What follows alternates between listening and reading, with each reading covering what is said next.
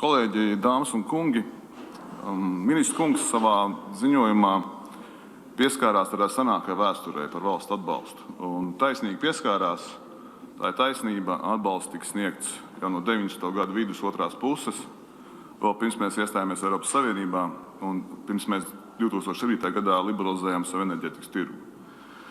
Tā atšķirība starp to laiku un šo laiku ir tajā, ka arī toreiz bija skaidrs, ka šis atbalsts ir konkrēti cilvēku interesēs, koruptīvu raksturu. Tomēr viņu īsti pa nelikumīgi savā ziņā nosaukt nevarēja, jo ministrs kabinets pieņēma noteikumus, Saeima pieņēma likumus. Paluso Saeimas stenogrammas ir diezgan labi, un to procesu redzot vēsturiski, var redzēt, ka kāds saprata, ko viņi balsoja, bet ļoti liela daļa deputātu nesaprata. Nāju balsoja par enerģētisku neatkarību no Krievijas un savādāk, ka rezultātā mēs padarījām bagātus noteiktus cilvēkus, kas bija saistīti ar politiku, tādu pensiju fondu viņiem izveidojām. Viņi sabūvēja HES uz mazām upēm, iedragāja Latvijas vidas ļoti ievērojami līdz šai dienai. Šī problēma pastāv. Tad sākās otrais posms, proti 2007. līdz 2017. gads, un tad trešais. Es tagad runāšu par šiem diviem posmiem. Kopš 2007. gada jūlija, kad ir liberalizēts enerģētikas tirgus Latvijā, uz mums attiecās visas Eiropas Savienības normas, regulas un tā tālāk. Mēs neviens nestrīdamies it kā šis ir valsts atbalsts. To, protams, ir konstatējis arī komisija savā ziņojumā, 17. gada 24. aprīļa ziņojumā. Mēs nestrīdamies, ka valsts atbalsts ir ekskluzīva Eiropas komisijas kompetence. Neviens īsti nav vienā pārvaldes institūcijā strīdējies par to, ka ņemot vērā, ka tā ir Eiropas Savienības ekskluzīva kompetence, jebkāds valsts atbalsts var tikt uzsākts izsniegt atbilstoši Eiropas Savienības, Eiropas komisijas lēmumiem un ne ātrāk. Jebkurš atbalsts, kurš tiek sniegts ātrāk, kā pirms saskaņojuma, ir nelikumīgs. Turklāt šāda attieksme un norma nav tikai attiecībā uz valsts atbalstu Eiropas Savienībā. Šāda attieksme un norma ir attiecībā uz kādu Eiropas Savienības finansējumu, arī uz struktūra fondiem, arī uz projektiem struktūra fondos. Pirms tie nav galīgi saskaņot, nekāda maksājuma īpaši nevar tikt veikti. Ja viņi tikt veikti, tie ir bijuši nelikumīgi un jāatmaksā.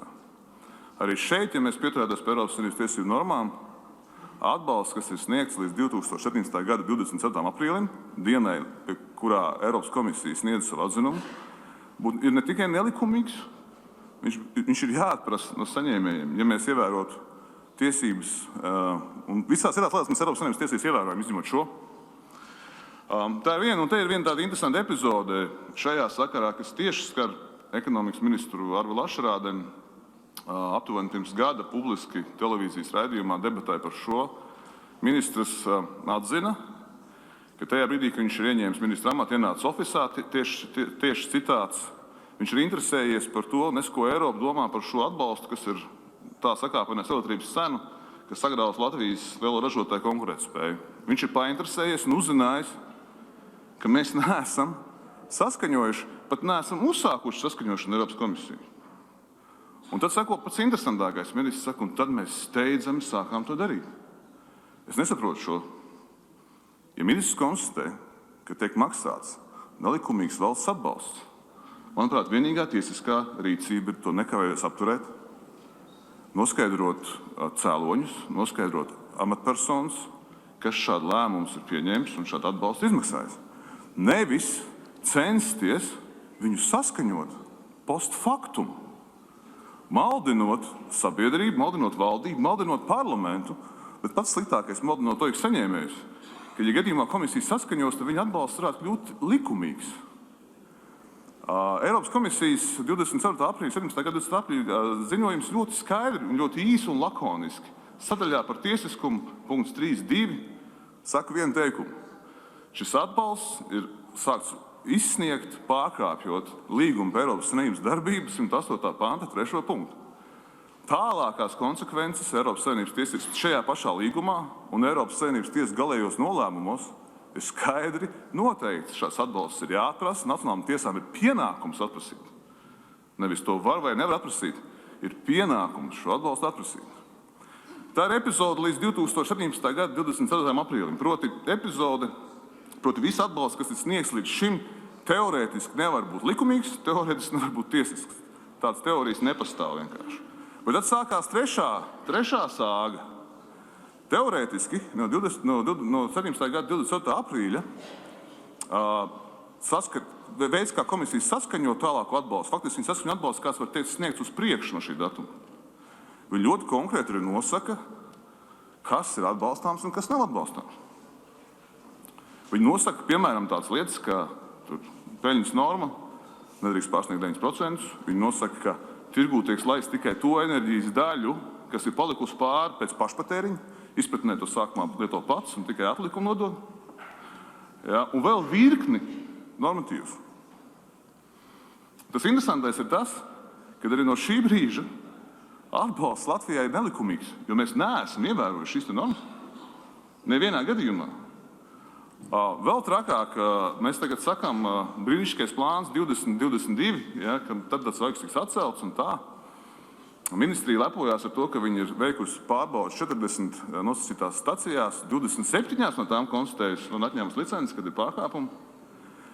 Faktiski pēc 2017. gada 24. aprīļa pirmais, kas bija jāizdara mūsu valdībai un ekonomikas ministrijai, kā atbildīgai institūcijai, bija nekavējoties jāpārbauda visu staciju atbilstību šiem te saskaņotiem normām. Ir pagājuši 20 mēneši, ir pārbaudītas 40 stacijas ar intensitāti vidējo 2 stacijas mēnesī. Mums vēl ir 330 darbojušās stacijas. Es nerunāšu par tām, kas ir saņēmuši licences un pat nedarbojas. 330. Tad vienkārši matemātika veidzot ar šo tempu, mēs pārbaudīsim, vai viņi saņem vispār strādā daudz maz likumīgi pēc 12,5 gadiem. Mums ir vajadzīgi 12,5 gadi, lai mēs vispār, un tikmēr mēs turpināsim maksāt. Pat nepārliecinoties, vai stacijas faktiski eksistē. Vai viņas ievēro Eiropas komisijas saskaņotu atbalstu apjomu. Nē, nopietni. Ja? Tas ir tas, kā mēs mūsu valstī taisamies rīkoties tālāk. Ja? Un, es pateikšu šajā, es nerunāšu garu vairāk, bet valdības kontekstā. Ir savilkts visādas līnijas starp partijām, kuriem ies, kuriem neies. Mūsu partija tās līnijas nav vilkus, ja? Bet laikam tagad ir laiks mums to līniju novilkt. Un tā nav par partijām, un tā nav par cilvēkiem. Mēs uzskatām, ka ja mēs varam uzlikt jaunu politiku, tad nav slikta vai laba partija, ir cilvēki, kas viņu realizē vai nē. Un tā mūsu sarkanā līnija ir šis OIK. Un nepietiks ar deklaratīvu teikumu valdības deklarācijā. Mēs gribam publisku, rakstisku vienošanos starp partijām, kas plāno veidot valdību, par šī jautājuma vienot likumīgi prasot viņas nelikumības izpratni un par konkrētu datumu, kad mēs pārtraucam šo nelikumīgu atbalstu. Paldies!